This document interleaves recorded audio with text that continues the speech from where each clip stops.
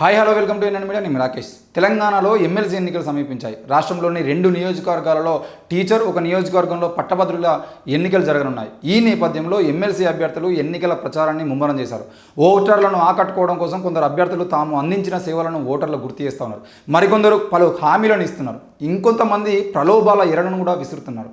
ఉద్యోగుల ప్రయోజనానికి సంబంధించినటువంటి ఒక జీవోపై తాను ఉద్యమం చేశానని, అందుకు గాను తనని ఎన్నుకోవాలని ఒక ఆయన ఓటర్లను కోరుతున్నారు. తన ఉద్యోగ పరీక్షల కోచింగ్ వలన ఉచితంగా కాదండి, చాలామంది నిరుద్యోగులు ఉద్యోగాలను పొందగలిగారని, అందుకు తనని ఎన్నుకోవాలని మరొక ఆయన అడుగుతూ ఉన్నాడు.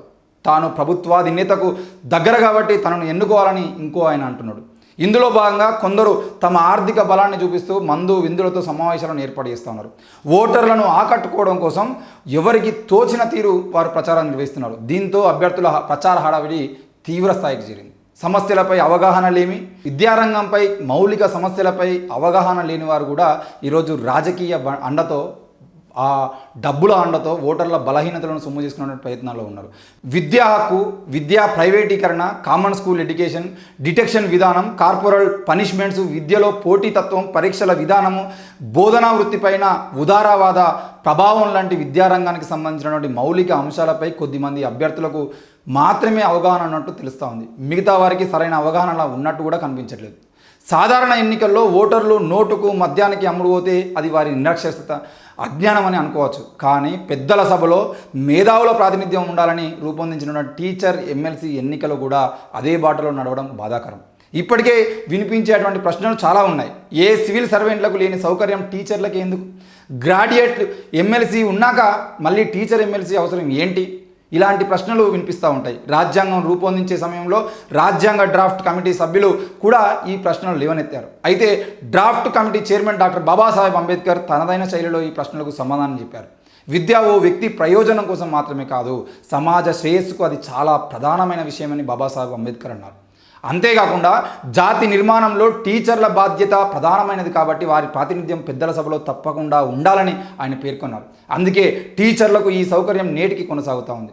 మరి ఈ సౌకర్యం కలిగించడం వెనకాల స్ఫూర్తి మాత్రం లోపించింది. కొంతమంది టీచర్ల సంఘాల నాయకులు ముఠా రాజకీయాలు చేస్తూ ఓటర్లను ప్రలోభ పెడతా ఉన్నారు. గతంలో ఎన్నికల వేళ డబ్బులు పంచినట్టుగా ఆరోపణలు కూడా విన్నాయి. వీరి ప్రచార కరపత్రాల్లో విద్యా వ్యవస్థ బలోపేతం కావాలంటే అది ఎదుర్కొంటున్న మౌలిక సవాళ్ళు, వాటి సమస్యలు, వాటి పరిష్కారాలు లాంటి విషయాలు ఏమీ కూడా ఉండవు. వృత్తి సంబంధ విషయాల్లో కూడా కేవలం ఓటర్లను ప్రలాభ పెట్టేటువంటి వ్యక్తిగత ప్రయోజనాలు తప్ప వృత్తి ప్రాధాన్యతను తెలియజేసే విషయాలు కానీ, దాని బలోపేతానికి సంబంధించిన విషయాలపైన కానీ చర్చ కూడా ఉండదు. కేవలం 7 రాష్ట్రాల్లోనే ఇప్పుడు ఎలక్షన్స్ నడుస్తూ ఉన్నాయి. 2 తెలుగు రాష్ట్రాలను కలుపుకొని దేశం మొత్తంలో 7 రాష్ట్రాల్లో మాత్రమే విధాన పరిషత్ ఉనికిలో ఉంది. భారత రాజ్యాంగం ఆర్టికల్ 171(3)(c) పెద్దల సభలో 1/12 సీట్లను టీచర్ ఎమ్మెల్సీలకు కేటాయించాలని నిర్దేశిస్తుంది. సెకండరీ, ఆ పై స్థాయి టీచర్ ఎమ్మెల్సీ అభ్యర్థులను ఓటర్లు ఎన్నుకోవాల్సి ఉంటుంది. ఇలాంటి సదుపాయం టీచర్లు తప్ప ఏ ఇతర సివిల్ సర్వెంట్లకు ఉండదు. సెకండరీ, ఆ పై స్థాయిలో పనిచేసే టీచర్లను మేధావులుగా పరిగణించి విధాన నిర్ణయాల్లో వారి పాత్ర అవసరమని భావించడం వల్ల ఈ విధమైనటువంటి సౌకర్యాన్ని రాజ్యాంగ నిర్మాతలు కల్పించారు. మరి ప్రాథమిక స్థాయి టీచర్లకు ఓటింగ్ అర్హత లేకపోవడం, ప్రాథమిక దశలోని టీచర్ల స్థాయిని ఆది నుండి మనం తక్కువగా చూశామనడానికి ఇది ఓ నిదర్శన. ఇంకా వలసపాలన లెగసీ కొనసాగుతుందనడం దీనికి ఉదాహరణ. తెలంగాణలో ప్రైమరీ టీచర్లకు టీచర్ ఎమ్మెల్సీ ఎలక్షన్లలో కూడా ఓటు హక్కు కల్పించాలని గతంలో హైకోర్టులో పిల్ దాఖలైంది. ఈ క్రమంలో కోర్టు కేంద్ర రాష్ట్ర ప్రభుత్వాలకు నోటీసులు కూడా ఇచ్చింది. కానీ దీనిపై ఇప్పటికీ ఎటువంటి స్పందన లేదు. మరి విద్యా విధాన నిర్ణయాల్లో టీచర్ ఎమ్మెల్సీల పాత్ర కీలకమైంది. విద్యా వ్యవస్థకు సంబంధించినటువంటి నాయకుల అభిప్రాయాలను పరిగణిస్తూ వారి సహకారంతో జరిగేటువంటి విధాన నిర్ణయాల సార్థకత చాలా బాగుంటుంది. అయితే ప్రస్తుతం విధాన నిర్ణయాలన్నీ ఏకపక్షంగా విద్యా వ్యవస్థ సంక్షేమానికి విఘాతం కలిగేలా జరుగుతున్నాయి. ఈ నేపథ్యంలో టీచర్ ఎమ్మెల్సీల ఎన్నికలు ద్వారా ఒరిగేదేమీ లేదనే అభిప్రాయం ఉపాధ్యాయ వర్గాల నుంచి వినిపిస్తుంది. అధికారంలో ఉన్న ప్రభుత్వాలు అణిగిమణిగి ఉండేటువంటి ఎమ్మెల్సీలు కాకుండా నిష్పక్షపాతంగా విద్యా వ్యవస్థకు బాగు కోసం గొంతెత్తేటువంటి ఎమ్మెల్సీలు కావాలని పలువురు కోరుకుంటున్నారు. ఫిన్లాండ్, సింగపూర్ లాంటి విద్యా వ్యవస్థ కావాలని కోరుకుంటున్నారు. విద్యా నాయకత్వం సమర్థవంతంగా ఉన్నట్లయితే విద్యారంగంలో చాలా అద్భుతాలు జరుగుతాయని ఫిన్లాండ్, సింగపూర్లు నిరూపిస్తూ ఉన్నాయి. విద్యా వ్యవస్థను మెరుగుపరిచే రాజకీయ సంసిద్ధత ప్రభుత్వాలకు, వాటికి సహకరించే ఉపాధ్యాయుల సంఘాలు ఉండడం వల్లనే ఈ దేశాలు విద్యారంగంలో ముందున్నాయి. సంస్కరణలకు అడ్డుపడతారని చెడ్డ టీచర్లను రక్షించుకుంటారని ఉపాధ్యాయ సంఘాలపై సాధారణంగా విమర్శ ఉంది. కానీ విద్యా వ్యవస్థను బలోపేతం చేయడంలో ఉపాధ్యాయ సంఘాలు నిర్మాణాత్మక వైఖరితో పనిచేస్తే అద్భుతాలు జరుగుతాయని ఈ దేశాలు తేటతెల్లం చేశాయి. వారి నుండి మనం నేర్చుకోవాల్సింది కూడా చాలా ఉంది. మన దగ్గర కూడా ఇలాంటి టీచర్ల సంఘాలు లేవని కాదు, కానీ వీటి సంఖ్య చాలా తక్కువ.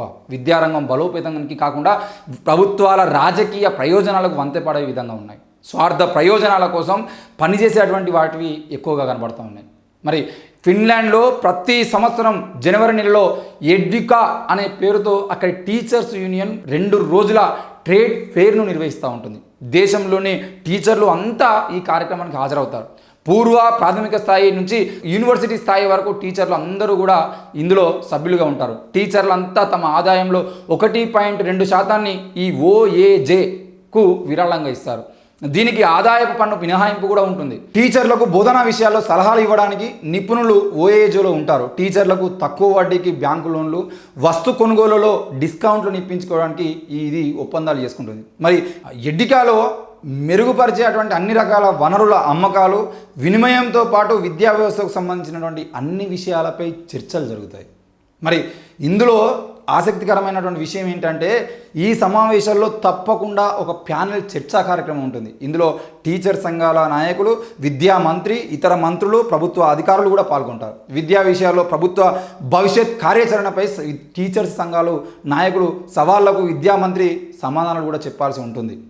మరి విద్యా వ్యవస్థకు కృషి చేస్తున్నటువంటి పరిస్థితులు. సింగపూర్ టీచర్స్ యూనియన్ అతిపెద్ద యూనియన్. 1997 సంవత్సరంలో thinking schools learning nations TSLN, 2004లో TLLM teach less learn more సంస్కరణలను సింగపూర్లో ప్రవేశపెట్టాడు. 2008లో వారి సామర్థ్యాల ప్రతిపాదికన పిల్లలను గ్రూపులుగా చేయడాన్ని నిషేధించారు. అభిరుచుల ప్రతిపాదికన సహకార పద్ధతిలో నేర్చుకోవడాన్ని ప్రోత్సహించారు. 2009లో సంగీతము, కళలు, ఫిజికల్ ఎడ్యుకేషన్స్ విశేష ప్రాధాన్యతనిస్తూ సిలబస్ను రూపొందించారు. 2015లో టీచర్ల వృత్తి సంబంధ అభివృద్ధి నిమిత్తం టీచ్ కార్యక్రమాన్ని రూపొందించారు. ఈ కార్యక్రమాల అమలు విజయవంతం కావడంలో అక్కడి ఉపాధ్యాయ సంఘాల పాత్ర చాలా కీలకమైంది. నాణ్యమైన నైబర్హుడ్ స్కూళ్ళు, టెక్నికల్ స్కూలు, పాలిటెక్నిక్లు మరి సింగపూర్ ప్రత్యేకత. సింగపూర్ దేశానికి ప్రధానిగా సేవలు అందించినటువంటి లీ ఆ దేశ విద్యారంగానికి ఎక్కువ కృషి చేశారు. ఆయన చనిపోయిన తర్వాత గౌరవ చిహ్నంగా ప్రభుత్వ లాంఛనాలతో ప్రపంచ ప్రసిద్ధి నేషనల్ యూనివర్సిటీ ఆఫ్ సింగపూర్లో ఆయన ఘన నివాళి అర్పించారు. మరి కేటాయింపుల కన్నా మార్పు ముఖ్యం కదా. విద్యారంగం పట్ల మన ప్రభుత్వాల చిత్తశుద్ధి బడ్జెట్ కేటాయింపుతోనే అర్థమవుతుంది. కొఠారి కమిషన్ నుండి జాతీయ విద్యా విధానం 2020 వరకు విద్యకు 6% నిధులు ఇవ్వాలని చేసినటువంటి ప్రతిపాదన ఇప్పటికీ నెరవేరలేదు. కేంద్ర బడ్జెట్లో విద్యకు 1,28,650 కోట్ల కేటాయింపు గత బడ్జెట్ కంటే 6.2% అధికమని చెప్పుకోవడానికి సరిపోతుంది. కానీ అది జీడిపిలో 0.41%. అలాగే 19,000 కోట్ల నుండి 21,000 కోట్లకు తెలంగాణ రాష్ట్ర విద్యా బడ్జెట్ పెరిగినట్లు కనబడినా అది మొత్తం బడ్జెట్లో 7.3% మాత్రమే. జీడిపి పరంగా 1.29% మాత్రమే.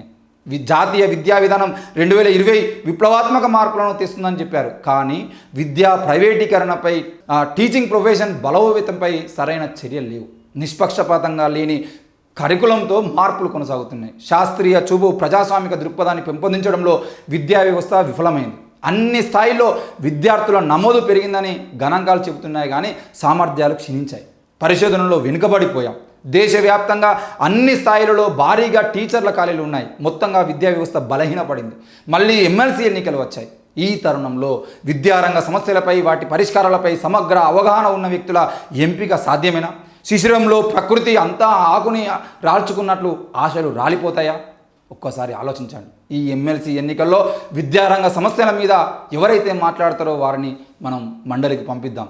డబ్బుల కోసమో, లేదంటే మందు కోసమో, ఇంకేవో ఆశలు చూసుకొని, లేదంటే అధికారంలో ఉన్నటువంటి పార్టీని చూసుకొని, కేంద్రంలో ఉన్న పార్టీని చూసుకొని మనం కనుక ఓటు వేస్తే ఈ దేశ విద్యా వ్యవస్థను ఇక్కడున్నటువంటి చదువుకున్న వాళ్ళే నాశనం చేసిన వాళ్ళు అవుతారు. దయచేసి ఆలోచించాలని కోరుకుంటూ చూస్తూనే ఉండండి NN మీడియా. Thank you.